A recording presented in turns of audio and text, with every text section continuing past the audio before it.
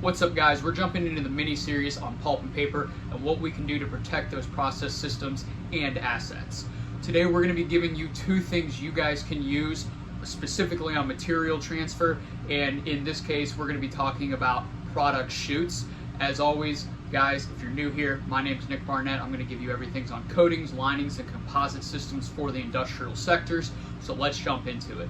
So the first thing here when we're dealing with product chutes in this case is this a finer material or is it a more coarse material, a larger material? Think an aggregate. Again, this is pulp and paper, so aggregate wouldn't be the correct word. We're talking just larger material that's been chopped up from your trees there.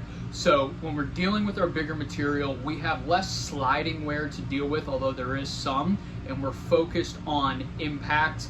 There will be abrasion from that, but our big thing is impact. So what we like to do is we will implement a thicker system because that's more energy absorption. And most commonly what we'll do is we'll do a carbide just for its brute force, its durability, everything like that. Now, if we switch over into our finer particulate further down the process, if it's been chopped up finer or potentially in a slurry, what we'll do is we'll switch over to a thin film system. And what that allows us to do is get a smoother finish on that. One of the big things for reducing wear is to just make it so there isn't anywhere for that material to grab onto. So a smooth system will minimize that surface area so it keeps moving, and also it's still a ceramic, so we are going to get abrasion resistance there. Now let's say we're somewhere in the middle of the process where we have both impact and a lot of sliding wear. We'll actually combine these two systems. We'll put a thicker material down first to help with that energy absorption, and then we'll top coat it with something thin.